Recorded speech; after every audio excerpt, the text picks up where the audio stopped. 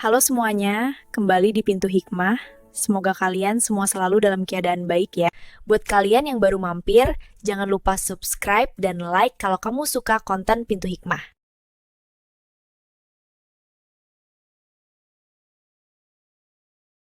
Di kota yang kejam ini, martabat manusia seringkali dinilai dari kilau pakaian yang dikenakan.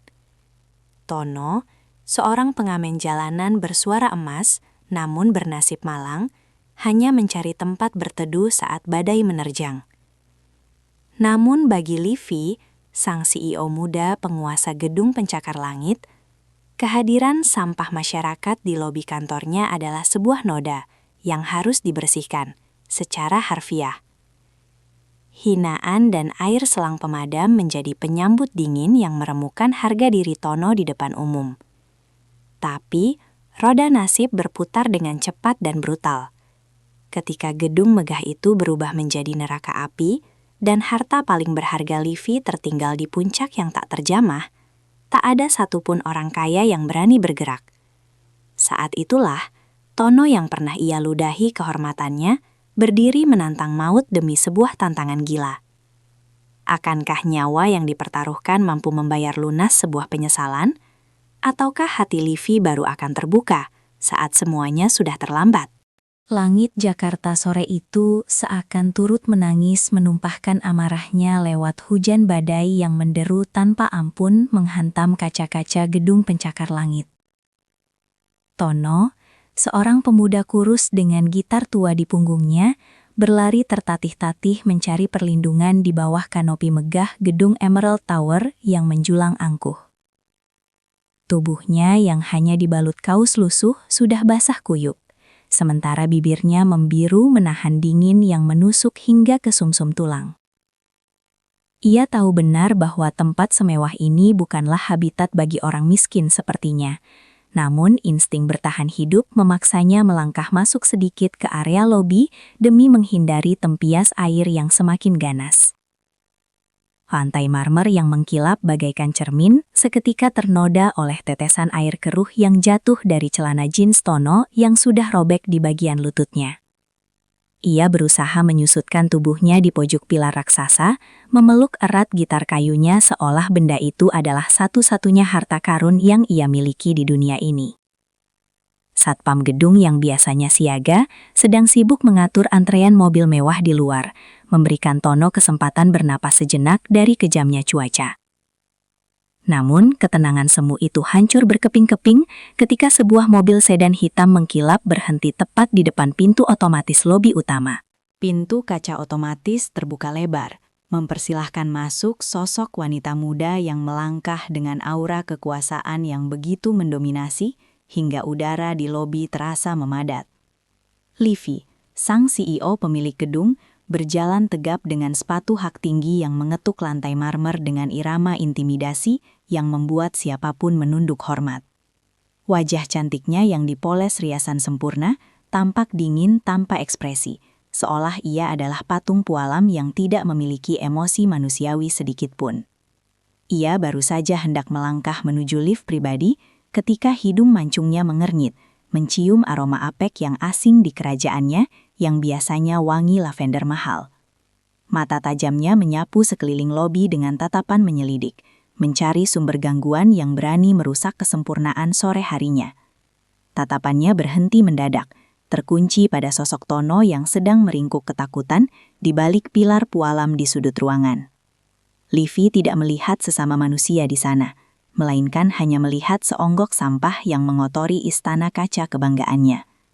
Ia menghentikan langkahnya seketika, membuat para asisten dan staf yang mengekor di belakangnya ikut berhenti dengan wajah pucat pasi. Livi memutar tubuhnya perlahan dan berjalan mendekati Tono dengan tatapan jijik yang tidak ditutup-tutupi sama sekali. Tono yang menyadari kehadiran sang penguasa gedung, segera bangkit berdiri dengan canggung, meremas tali gitarnya dengan tangan yang gemetar hebat karena takut dan dingin. Siapa yang mengizinkan gembel ini masuk ke lobi kantor saya? Suara Livi terdengar datar, namun tajam mengiris keheningan lobi yang mendadak senyap. Dua orang security yang baru sadar akan kecerobohan mereka, segera berlari tergopoh-gopoh mendekat dengan wajah penuh keringat dingin ketakutan. "Maaf Bu Livi, kami tadi sedang di luar mengurus valet. Dia pasti menyelinap masuk," ujar kepala security dengan suara bergetar sambil menunduk dalam-dalam. Tono memberanikan diri mengangkat wajahnya sedikit, mencoba menjelaskan situasinya dengan suara yang parau dan lemah. "Maaf Nona, saya hanya menumpang berteduh sebentar sampai hujan reda. Saya tidak bermaksud mengganggu," ujar Tono dengan nada memohon. Livi tertawa kecil, sebuah tawa sinis yang terdengar lebih menyakitkan daripada tamparan fisik di pipi Tono. Berteduh katamu. Kau pikir ini pos ronda kampung, tempat kau bisa seenaknya membawa kuman dan bau busukmu. Hardik Livi sambil menutup hidungnya dengan sapu tangan sutra yang ia ambil dari saku blazernya. Orang-orang di lobi, mulai dari resepsionis hingga tamu-tamu bisnis yang berpakaian rapi, mulai berbisik-bisik sambil menatap Tono dengan pandangan merendahkan. Tono merasa dadanya sesak, bukan karena asma, melainkan karena harga dirinya sedang dikuliti selapis demi selapis di depan puluhan pasang mata. "Saya akan segera pergi, Nona. Tolong maafkan kelancangan saya," kata Tono sambil mulai melangkah mundur perlahan menuju pintu keluar. Namun, Livi mengangkat tangannya, memberikan isyarat agar Tono berhenti di tempatnya berdiri saat itu juga. "Tunggu dulu, kau sudah mengotori lantaiku dengan air kotor dari bajumu itu, jadi kau tidak bisa pergi begitu saja tanpa dibersihkan," ucap Livi dengan senyum miring yang mengerikan. Ia menoleh ke arah security dan menunjuk ke arah selang air pemadam kebakaran yang tergulung rapi di dinding kaca dekat pintu masuk. "Ambil selang itu padanu, dan bersihkan sampah ini sebelum dia keluar dari gedung saya," perintah Livi dengan nada santai, seolah ia sedang menyuruh membuang bungkus permen. Security bernama Danu itu terbelalak kaget, menatap majikannya dengan tatapan tidak percaya atas perintah kejam yang baru saja didengarnya. "Tapi Bu, ini manusia, bukan binatang. Kasihan dia sudah kedinginan," bantah Danu pelan, mencoba mengetuk hati nurani bos mudanya. Wajah Livi seketika mengeras, matanya memancarkan kemarahan yang membuat nyali siapapun ciut seketika. "Kau mau membantah saya? Lakukan sekarang, atau besok pagi seragamu sudah dipakai orang lain," ancam Livi dengan suara yang menggelegar memenuhi ruangan lobi yang luas. Tidak punya pilihan lain, demi menghidupi keluarganya, Danu dengan tangan gemetar meraih selang air yang biasanya digunakan untuk menyiram tanaman taman lobi. Tono terbelalak horor melihat ujung selang itu kini diarahkan lurus ke wajahnya. "Jangan, Nona, gitar saya bisa rusak!" teriak Tono panik, spontan memeluk gitar tuanya dengan punggung membungkuk untuk melindunginya dari ancaman air. Namun teriakan itu sia-sia, karena detik berikutnya semburan air bertekanan tinggi menghantam tubuh kurusnya dengan keras tanpa ampun. Biur! Suara air menabrak tubuh manusia terdengar menyilu di tengah keheningan lobi yang mencekam. Tono terhuyung ke belakang, nafasnya tersengal karena kaget dan dinginnya air yang menusuk kulit seperti ribuan jarum es. Livi berdiri bersedekap dada menyaksikan pemandangan itu dengan wajah puas, seolah sedang menonton pertunjukan sirkus yang menghibur.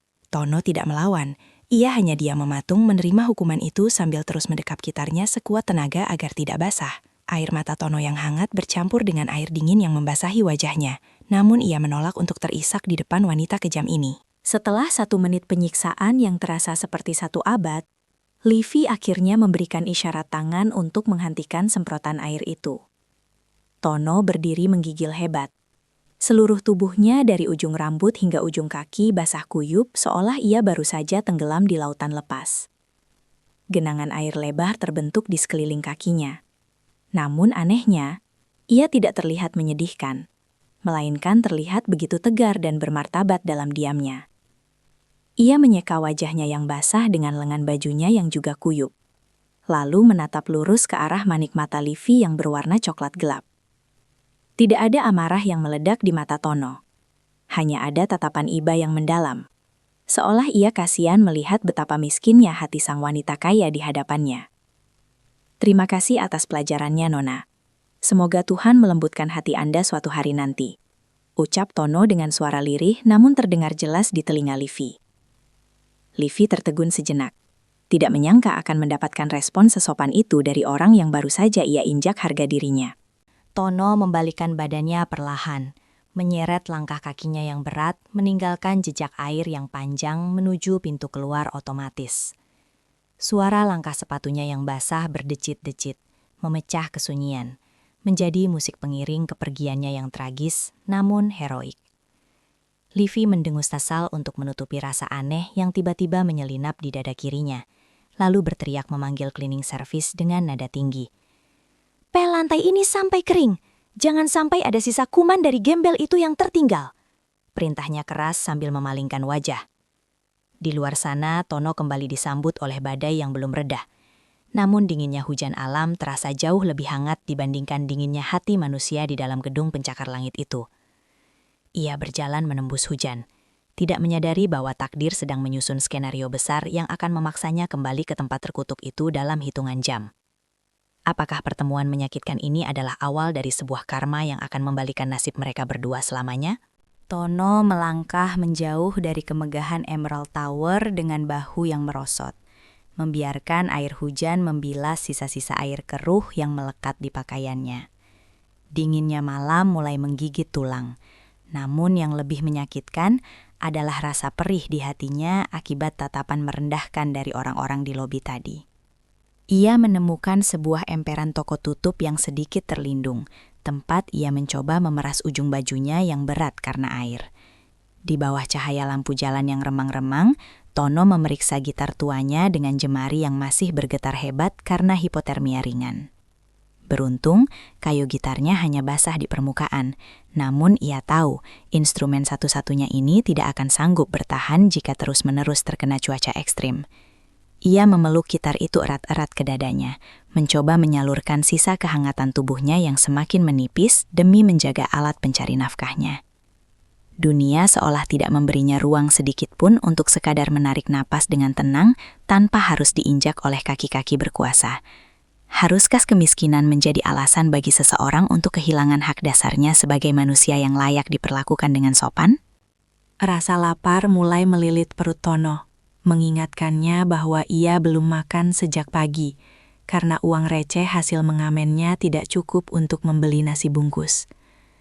Ia merogoh saku celananya yang basah, menemukan sekeping uang logam Rp500 yang nampak menyedihkan di telapak tangannya. Tidak jauh dari sana, sekelompok preman pasar yang biasa mangkal di area tersebut mulai memperhatikan kehadirannya dengan pandangan yang tidak bersahabat. Mereka mendekat dengan langkah yang diatur sedemikian rupa untuk mengepung Tono, ciptakan suasana yang semakin mencekam di tengah rintik hujan. Salah satu dari mereka, seorang pria bertato dengan wajah garang, menendang botol plastik di depan kaki Tono untuk memancing keributan. Tono hanya menunduk, tidak ingin mencari masalah baru saat energinya sudah terkuras habis oleh penghinaan Livy beberapa jam yang lalu. Ia tahu benar bahwa di jalanan, orang seperti dirinya selalu menjadi sasaran empuk bagi mereka yang merasa memiliki kekuatan lebih. Penindasan seolah menjadi siklus tanpa henti yang mengejarnya dari lobi mewah hingga ke emperan toko yang kumuh. Gembel. Berani sekali kau mangkal di wilayah kami tanpa setoran. Gertak pria bertato itu sambil menarik rah baju Tono yang masih basah kuyup. Tono berusaha melepaskan cengkraman itu dengan tangan yang lemas, namun kekuatannya tidak sebanding dengan pria berbadan besar itu. "Maaf bang, saya tidak mengamen di sini. Saya hanya numpang berteduh karena kedinginan," jawab Tono dengan suara parau yang hampir hilang. Preman itu tertawa mengejek, lalu merampas gitar dari pelukan Tono dengan kasar hingga tali gitarnya nyaris putus. Tono tersentak kaget dan mencoba merebut kembali gitarnya. Namun sebuah dorongan keras membuatnya jatuh terduduk di atas aspal yang keras dan dingin. "Gitar rongsokan begini saja kau banggakan? Lebih baik ini dijual buat kami beli minuman," seru preman lainnya sambil tertawa puas melihat penderitaan Tono. Tono hanya bisa menatap dengan mata berkaca-kaca, memohon dalam hati agar satu-satunya sumber penghidupannya itu tidak dihancurkan oleh tangan-tangan jahat. Tiba-tiba, suara sirine mobil pemadam kebakaran yang meraung-raung memecah ketegangan di antara mereka, membuat para preman itu menoleh ke arah jalan raya. Dari kejauhan, kepulan asap hitam yang pekat mulai membubung tinggi ke langit malam, kontras dengan gemerlap lampu kota yang menyilaukan. Tono melihat arah asap itu berasal, dan jantungnya seolah berhenti berdetak saat menyadari bahwa sumber api berasal dari arah Emerald Tower. Gedung yang beberapa jam lalu menjadi saksi bisu penghinaannya, kini terlihat sedang dikepung oleh jago merah yang mengamuk hebat. Para preman yang tadinya ingin mengerjai Tono, kini teralih perhatiannya. Mereka malah bersorak senang melihat gedung mewah itu terbakar, berharap bisa menjarah sesuatu di tengah kekacauan. Tono merasa ada sesuatu yang tidak beres, sebuah firasat buruk yang mendadak menghantam dadanya dengan keras. Meskipun ia baru saja diperlakukan seperti sampah di sana, ada nurani kecil yang berbisik bahwa banyak nyawa yang kini sedang terancam di dalam sana. Kejahatan Livy tidak membuat Tono lantas menginginkan wanita itu mati terpanggang dalam api yang mengerikan itu. Di sisi lain kota, di depan Emerald Tower, suasana berubah menjadi neraka dunia yang penuh dengan teriakan histeris dan kepanikan massal. Api menyambar dengan sangat cepat, melahap material gedung yang mudah terbakar, dan memutus aliran listrik dalam sekejap mata. Orang-orang berlarian keluar dengan wajah yang tertutup celaga, sementara kaca-kaca gedung mulai pecah dan berjatuhan seperti hujan kristal yang mematikan. Livy berdiri di tengah kerumunan dengan tubuh yang gemetar hebat, rambutnya yang tadinya rapi kini berantakan tertiup angin kencang. Ia baru saja berhasil keluar lewat tangga darurat yang penuh sesak, namun wajahnya nampak jauh lebih pucat daripada saat ia mengusir Tono tadi. Ia meraba-raba tasnya dengan panik, mencari sesuatu yang sangat vital bagi kelangsungan hidup perusahaannya. Matanya membelalak lebar saat menyadari bahwa tas kerja berisi harddisk aset kripto senilai triliunan rupiah masih tertinggal di mejanya di lantai 40. Tanpa benda itu, kerajaan bisnis yang ia bangun dengan cara yang kejam dan licik akan runtuh dalam sekejap tanpa sisa. Tolong, harddisk saya masih di atas. Siapapun tolong ambilkan, saya akan bayar berapapun. Teriak Livy histeris sambil menarik-narik seragam petugas pemadam kebakaran.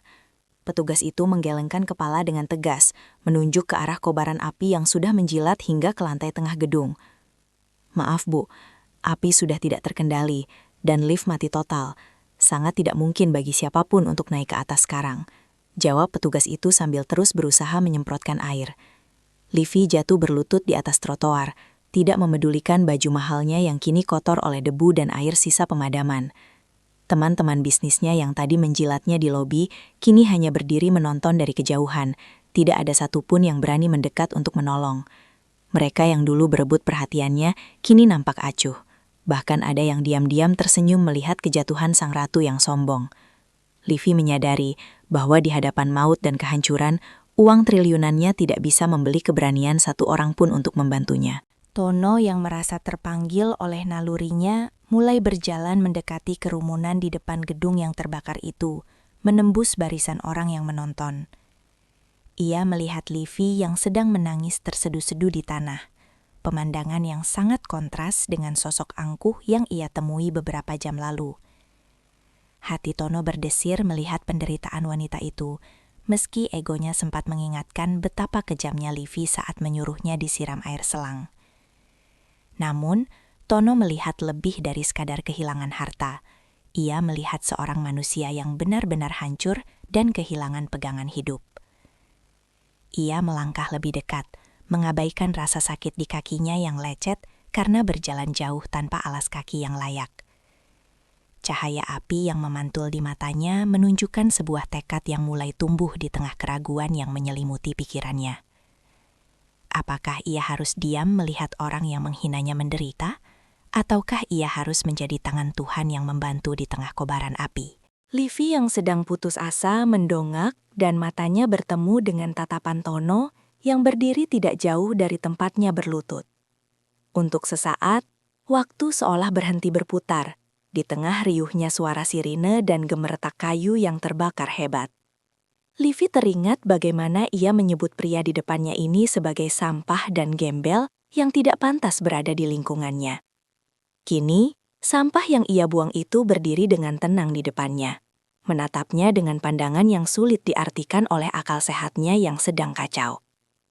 Livy tidak tahu harus berkata apa. Rasa malu dan butuh bantuan berperang di dalam batinnya yang sedang tercabik-cabik. Ia menunjuk ke arah lantai atas gedung yang sudah memerah oleh api, seolah memberikan tanda akan bencana yang sedang menantinya. Apakah pertemuan kembali di tengah bencana ini merupakan awal dari sebuah penebusan dosa?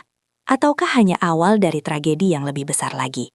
Asap hitam yang pekat kini telah menyelimuti separuh badan gedung, menciptakan siluet raksasa yang menakutkan di tengah gelapnya langit malam. Livy masih bersimpuh di aspal, menatap dengan nanar ke arah lantai 40, di mana seluruh masa depannya kini sedang dipertaruhkan di dalam api. Setiap detik yang berlalu terasa seperti 1 tahun yang merenggut harapan hidupnya, membuat napasnya sesak, bukan hanya karena asap, tapi karena keputusasaan. Harddisk itu bukan sekadar perangkat elektronik baginya, melainkan simbol dari segala keserakahan dan kerja kerasnya yang telah mengorbankan banyak perasaan orang lain. Ia menoleh ke kiri dan ke kanan, mencari bantuan dari para kolega dan staf setianya yang biasanya selalu siap sedia memuji setiap langkahnya. Namun, yang ia temukan hanyalah wajah-wajah yang memalingkan pandangan. Orang-orang yang hanya mencintainya saat ia berada di puncak kejayaan. Di titik terendah ini, Livy menyadari bahwa ia telah membangun kerajaannya di atas pasir yang kini sedang diterjang ombak api yang begitu besar. Di tengah hiruk-pikuk petugas pemadam kebakaran yang berteriak memberi instruksi, Livy melihat Tono yang masih berdiri diam dengan pakaian yang mulai mengering karena panas hawa gedung. Tono menatap gedung itu dengan ekspresi yang sangat tenang, seolah ia sedang mengukur kekuatan musuh besar yang harus dihadapi. Tidak ada sedikit pun sorot dendam di mata pemuda pengamen itu, yang ada hanyalah sebuah empati tulus yang sulit dipahami oleh logika materialistis Livy. Livy teringat betapa sombongnya ia saat memerintahkan security menyiram pria ini dengan air dingin hingga menggigil di hadapan banyak orang. Kini, dalam ironi yang sangat pahit, pria yang kedinginan karena air itu justru menjadi satu-satunya orang yang tidak menjauh saat api membakar hidupnya. Keadaan telah berbalik 180 derajat, menempatkan sang CEO perkasa di posisi peminta-minta di depan orang yang ia anggap sampah. Dunia seolah sedang menertawakan Livy lewat gemeretak api yang semakin menjadi-jadi menghanguskan setiap inci kemewahan yang ia banggakan. Livy, jangan gila. Tidak ada yang bisa masuk ke sana sekarang. Suhunya sudah melebihi batas kemampuan manusia. Teriak salah satu manajer seniornya yang berdiri di balik garis polisi. Livy mengabaikan teriakan itu. Ia justru merangkak mendekati Tono dengan sisa-sisa tenaga yang ia miliki di dalam tubuhnya yang mulai melemah. Air matanya terus mengalir, melunturkan maskara mahal hingga meninggalkan bekas hitam yang mengerikan di wajah cantiknya yang kini kusam oleh abu. Tono, tolong aku. Di dalam sana ada sesuatu yang sangat berharga. Tanpa itu aku tidak punya apa-apa lagi. Isak Livy sambil memegang ujung celana Tono. Ia memohon dengan suara yang parau, sebuah nada yang belum pernah ia gunakan seumur hidupnya kepada siapapun, apalagi kepada seorang pengamen. Tono hanya diam mendengarkan, matanya sesekali melirik ke arah tangga darurat eksternal yang nampak berbahaya karena beberapa bagiannya mulai memuai. Hatinya yang terlalu lembut mulai bergejolak, melihat seorang wanita yang tadinya begitu perkasa, kini hancur berkeping-keping dalam kehinaan yang nyata. Petugas pemadam kebakaran mulai menarik semua orang mundur, karena struktur bangunan dilaporkan sudah mulai tidak stabil dan rawan runtuh. Ledakan-ledakan kecil dari panel listrik di dalam gedung menciptakan percikan api yang berhamburan ke jalanan, menambah suasana mencekam yang tak terkendali. Livy semakin histeris. Ia mencoba menerobos garis polisi, namun segera ditahan oleh 2 orang petugas dengan kekuatan penuh agar tidak bunuh diri. "Biarkan aku masuk, hartaku ada di sana, triliunan rupiah ada di sana," jerit Livy dengan nada gila yang membuat orang-orang di sekitarnya menatapnya dengan rasa iba bercampur ngeri. Keserakahan yang selama ini menjadi mesin penggerak hidupnya, kini justru menjadi belenggu yang mencekik lehernya sendiri di depan pintu kematian. Ia tidak lagi peduli pada keselamatannya. Yang ada di pikirannya hanyalah deretan angka 0 yang akan hilang jika api mencapai ruang kerjanya. Tono melihat semua kegilaan itu dengan hati yang berat, menyadari bahwa wanita ini benar-benar tidak memiliki apapun selain uang di dalam hatinya.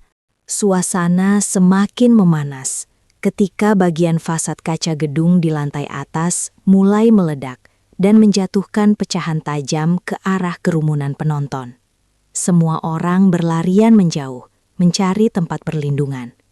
Namun, Tono tetap bergeming di tempatnya berdiri semula, seperti sebuah batu karang. Ia melepaskan gitarnya perlahan, meletakkannya di tempat yang dirasa aman, di balik sebuah pot bunga besar di pinggir jalan raya yang lengang. Tono melepas kaosnya yang masih sedikit lembab, memerasnya untuk terakhir kali, lalu melilitkannya ke area mulut dan hidungnya sebagai masker sederhana. Ia tahu bahwa apa yang akan ia lakukan adalah sebuah tindakan bunuh diri yang tidak akan dilakukan oleh orang berakal sehat manapun. Namun, Tono merasa bahwa ini adalah jalan yang harus ia tempuh. Sebuah pembuktian bahwa martabat tidak diukur dari apa yang dimiliki, tapi dari apa yang diberikan.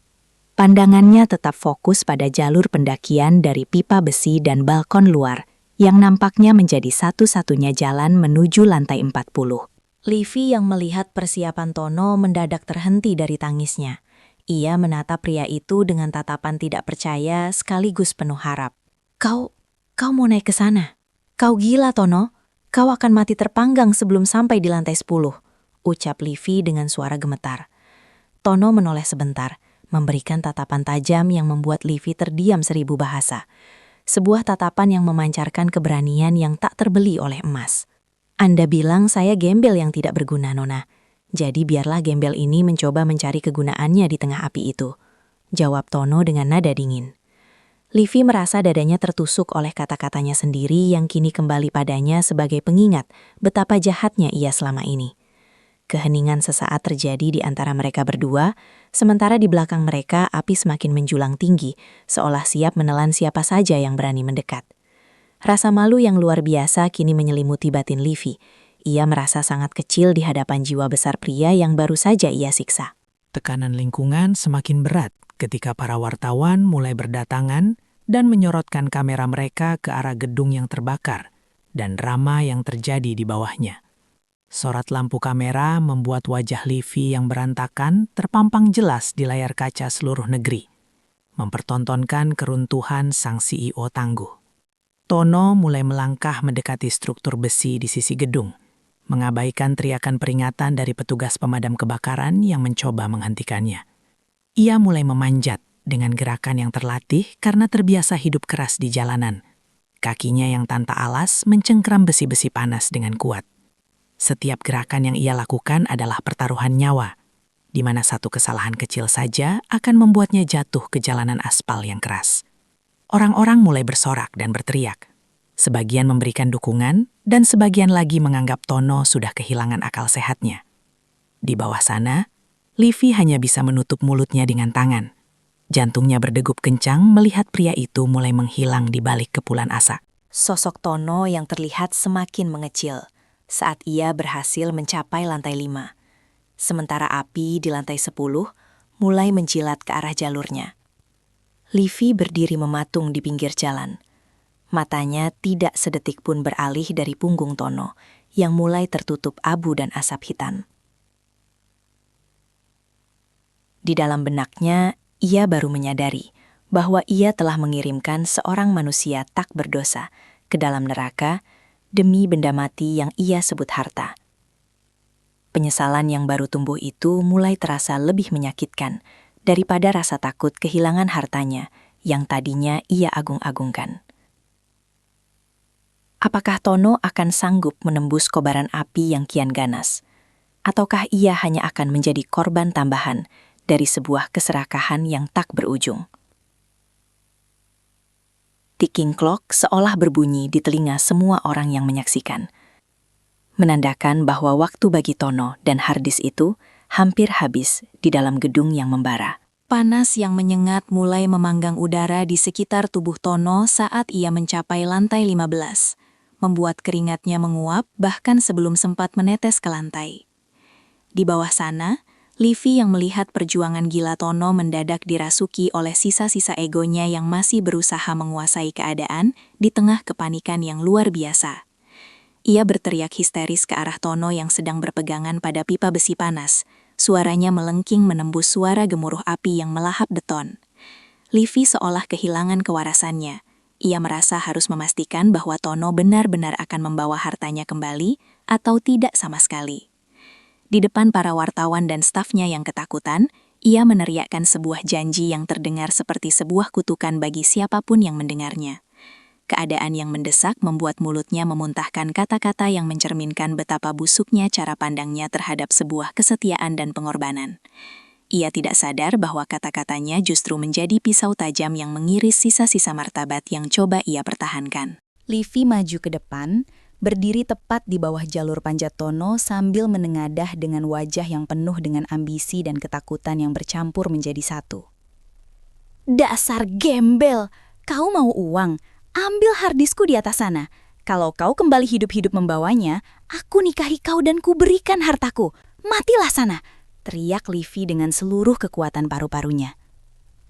Kata-kata itu menggema di antara dinding gedung, membuat orang-orang di sekitar terdiam 1000 bahasa karena ngeri mendengar tantangan yang begitu keji. Tantangan itu bukan terdengar seperti sebuah hadiah, melainkan seperti sebuah penghinaan terakhir bagi Tono yang sedang bertaruh nyawa.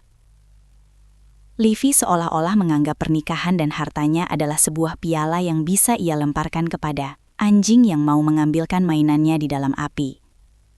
Tidak ada cinta atau rasa terima kasih dalam nada suaranya, hanya ada transaksi bisnis yang dibalut dengan kebencian dan keputusasaan.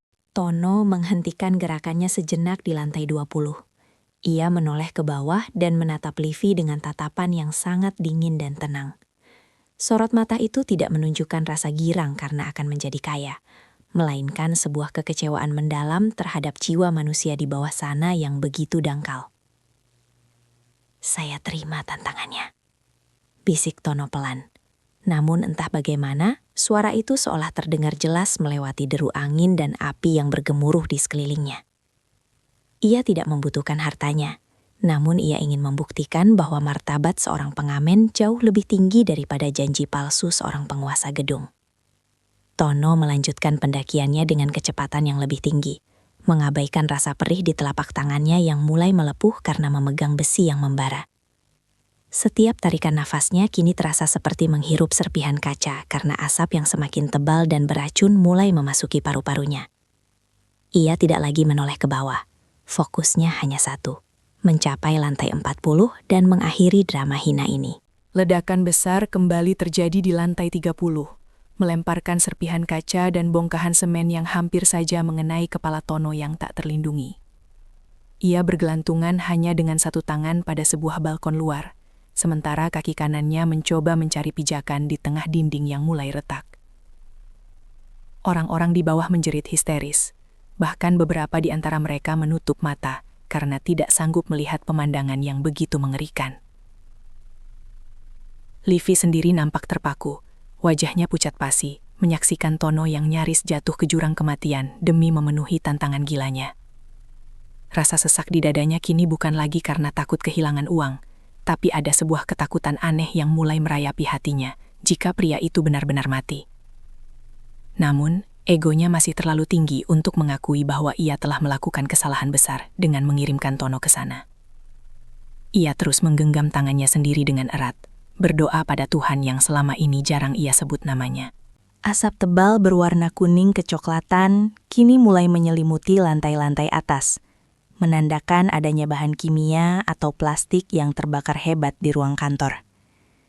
Tono harus menutup matanya sesekali karena perih yang tak tertahankan, mengandalkan insting dan indera prabanya untuk terus memanjat ke atas. Ia merasakan kulit punggungnya mulai melepuh karena hawa panas yang keluar dari celah-celah jendela kaca yang pecah di sampingnya. Pikirannya mulai melayang pada ibunya di kampung dan gitar tuanya yang ditinggalkan di bawah, satu-satunya hal yang ia cintai dengan tulus. Namun, bayangan wajah Livi yang merendahkannya di lobi tadi kembali muncul, memicu adrenalinnya untuk terus bertahan hidup dan menyelesaikan tugas ini. Ia tidak akan membiarkan dirinya mati sebagai pecundang di mata wanita yang menganggap uang adalah segalanya di dunia ini. Tekadnya sudah bulat. Ia akan membawa kembali benda itu meski harus melewati lidah api yang paling panas sekalipun. Petugas pemadam kebakaran mulai berteriak menggunakan pengeras suara, memerintahkan Tono untuk berhenti karena struktur bangunan di lantai atas sudah mulai miring. "Turun! Gedung akan runtuh! Turun sekarang!" Suara itu memekakkan telinga, namun Tono sudah terlalu jauh untuk kembali ke bawah. Ia sudah mencapai lantai 38, Hanya tinggal 2 lantai lagi sebelum ia sampai ke ruang kerja Livy yang mewah. Tangannya yang melepuh mulai mengeluarkan darah, yang segera mengering karena panas, meninggalkan noda merah di besi-besi gedung yang ia lalui. Di dalam kepalanya hanya ada satu tujuan, sebuah misi suci untuk menunjukkan bahwa seorang gembel bisa melakukan apa yang tidak berani dilakukan oleh pemilik triliunan rupiah. Setiap jengkal pendakiannya adalah tamparan keras bagi setiap orang yang pernah meludahi kemiskinannya selama ini.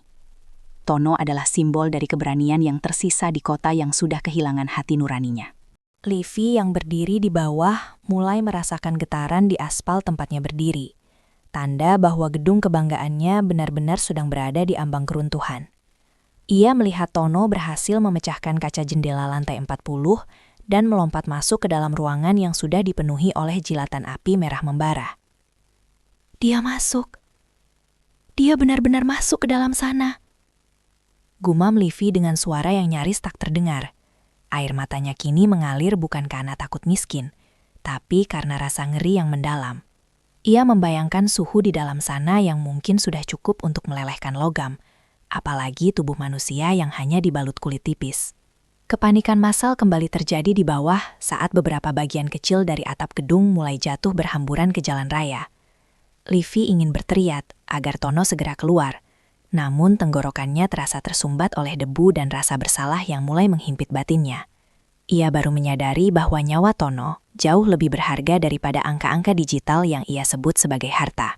Lantai 40 yang tiba-tiba meledak dari dalam, mengeluarkan bola api raksasa yang menelan seluruh ruangan kerja Livy. Semua orang di bawah berteriak histeris, sementara Livy jatuh pingsan ke pelukan asistennya karena tidak sanggup melihat ledakan itu. Tidak ada tanda-tanda kehidupan dari lantai atas, hanya ada kepulan asap hitam pekat dan suara reruntuhan yang saling beradu di angkasa. Tono telah menghilang di dalam neraka itu, membawa serta tantangan ekstrim Livy ke dalam kobaran api yang tak kenal ampun. Semua mata kini tertuju pada lubang jendela yang terbakar, menantikan sebuah keajaiban yang nampak mustahil terjadi di dunia yang kejam ini. Apakah pengorbanan Tono akan berakhir menjadi debu di tengah reruntuhan, ataukah ia akan kembali sebagai pemenang yang terluka parah?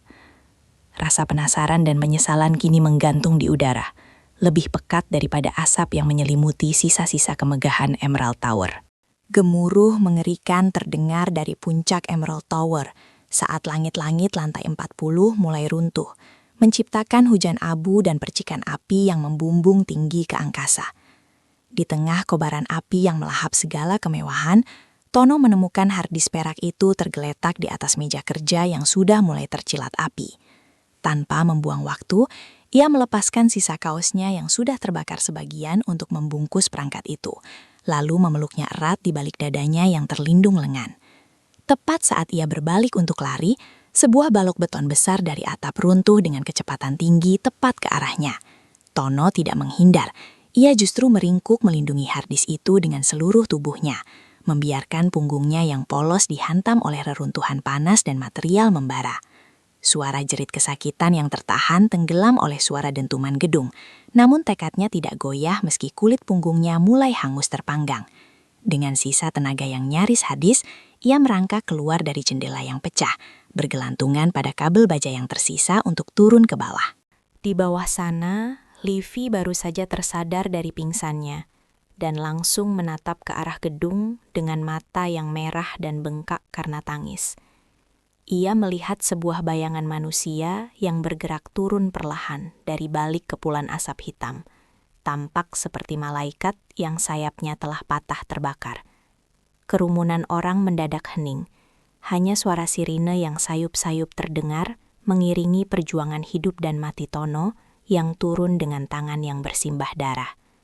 Livy berlari mendekati garis polisi, mengabaikan larangan petugas karena matanya terkunci pada sosok yang ia sebut gembel itu, kini sedang menuju ke arahnya. Tubuh Tono terlihat gemetar hebat saat ia mendarat di aspal. Langkahnya terhuyung-huyung dengan punggung yang mengeluarkan asap dan bau daging terbakar yang menyengat.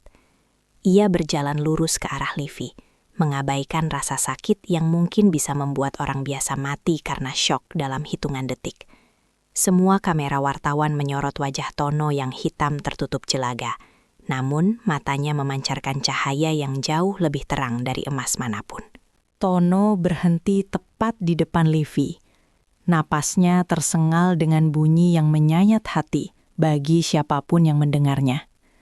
Dengan tangan yang melepuh hingga ke tulang, ia menyerahkan bungkusan kain berisi hard disk itu kepada Livy yang masih mematung tidak percaya.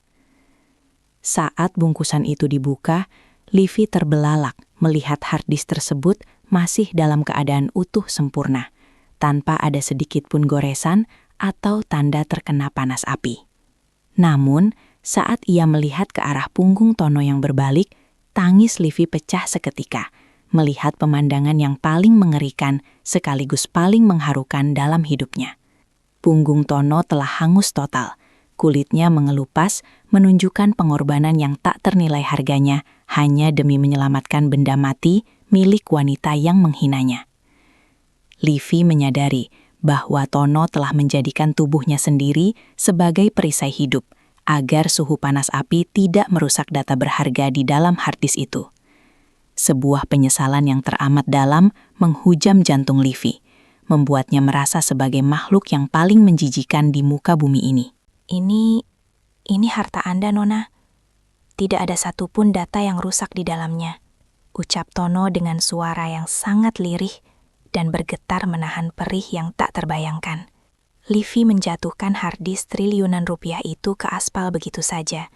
Ia tidak lagi peduli pada uang yang tadinya ia anggap sebagai nyawa. Ia mencoba meraih tangan Tono yang terluka, namun Tono menarik tangannya perlahan, menolak sentuhan wanita yang dulu menganggapnya sebagai kuman. Tono, maafkan aku. Tolong, aku akan bawa kau ke rumah sakit terbaik. Aku akan penuhi janjiku. Kita akan menikah, dan semua hartaku milikmu, teriak Livy, sambil bersujud di kaki Tono yang kotor. Orang-orang di sekitar menyaksikan drama itu dengan air mata yang mengalir, melihat bagaimana kekuasaan dan kekayaan takluk di bawah kaki seorang pengamen. Livy meraung meminta ampun, menyadari bahwa janji pernikahan yang ia lontarkan dengan nada menghina tadi, kini terasa seperti penghinaan terhadap ketulusan Tono. Ia ingin menebus dosanya. Ia ingin memberikan segalanya agar Tono tidak lagi menderita seperti saat ia menyiramnya dengan air. Tono menatap Livy dengan tatapan yang sangat dalam. Sebuah senyuman tipis yang menyakitkan tersungging di bibirnya yang pecah-pecah. Anda tidak perlu menyikahi saya, Nona. Apalagi memberikan harta Anda yang sangat berharga itu kepada saya, kata Tono dengan suara yang mendadak tenang namun dingin. Ia melangkah mundur satu langkah, menciptakan jarak yang tidak akan pernah bisa dijembatani oleh uang sebanyak apapun yang dimiliki Livy. Saya naik ke atas bukan untuk uang atau status, tapi untuk menunjukkan bahwa gembel ini masih memiliki kehormatan yang tidak bisa Anda beli dengan triliunan rupiah. Lanjut Tono sambil menatap tajam ke arah mata Livy yang dipenuhi penyesalan. Setiap kata yang keluar dari mulut Tono terasa seperti lonceng kematian bagi ego Livy yang sudah hancur tak bersisa. Livy terdiam 1000 bahasa. Ia menyadari bahwa pria di depannya ini memiliki kekayaan jiwa yang tidak akan pernah ia capai seumur hidupnya. Tono telah menang dalam taruhan itu. Namun, ia memilih untuk tidak mengambil hadiahnya. Tono kemudian berbalik menuju arah gitarnya yang ia tinggalkan di balik pot bunga. Berjalan dengan tegak, meskipun luka di punggungnya pasti terasa seperti disayat sembilu. Livy mencoba mengejarnya, namun Tono mengangkat tangannya, memberikan tanda agar Livy tidak lagi mendekat atau mengikutinya. Ambil kembali harta Anda, bangun kembali gedung Anda, tapi jangan pernah lagi merendahkan manusia, hanya karena mereka tidak memiliki apa yang Anda punya. Pesan terakhir Tono sebelum ia meraih gitar tuanya. Ia memeluk gitar itu dengan tangan kirinya yang tidak terlalu parah lukanya, lalu melangkah menghilang di balik kerumunan orang dan asap yang mulai menipis. Livy hanya bisa berdiri membeku, melihat punggung yang hangus itu perlahan menjauh dan akhirnya lenyap ditelan kegelapan malam Jakarta. Tidak ada lagi CEO Livy yang angkuh, yang ada hanyalah seorang wanita malang yang sedang meratapi kebodohannya di tengah puing-puing kejayaan. Wartawan mencoba mengejar Tono, namun pemuda itu seolah ditelan bumi, meninggalkan sebuah legenda tentang keberanian yang akan diceritakan secara turun-temurun di kota itu. Livy memungut harddisk di aspal dengan tangan gemetar. Benda yang tadinya ia agung-agungkan, kini terasa seperti beban yang sangat berat dan tak berarti. Ia menangis histeris di tengah jalan raya, memanggil-manggil nama Tono yang sudah tidak mungkin kembali untuknya. Segala kekayaan yang ia miliki sekarang terasa seperti sampah, karena ia tahu ia telah kehilangan satu-satunya hal yang paling berharga, rasa hormat dari seorang pria tulus. Gedung Emerald Tower mungkin bisa dibangun kembali dengan uangnya, namun hati yang hancur karena kesombongan tidak akan pernah bisa utuh seperti sedia kala. Livy harus menanggung beban penyesalan seumur hidupnya, dihantui oleh bayangan punggung yang hangus dan tatapan dingin dari seorang pengamen jalanan. Malam itu, Jakarta menjadi saksi bahwa api yang paling panas sekalipun tidak sanggup membakar martabat seorang manusia yang jujur. Tono pergi tanpa membawa sepeser pun uang dari Livy. Ia kembali ke jalanan dengan luka fisik yang permanen, namun dengan jiwa yang sangat merdeka. Sementara Livy, sang penguasa gedung, kini terpenjara di dalam istana hartanya sendiri, dengan hati yang mati secara berlahan.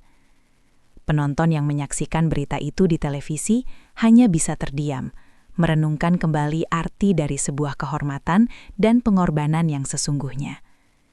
Cerita ini berakhir dengan pemandangan Livy yang duduk sendirian di depan reruntuhan gedung, memeluk harddisk dingin itu sambil menatap kosong ke arah kegelapan malam. Apakah ini akhir dari segalanya? Ataukah penyesalan Livy akan membawanya pada pencarian panjang untuk menemukan Tono yang telah menghilang selamanya dari hidupnya?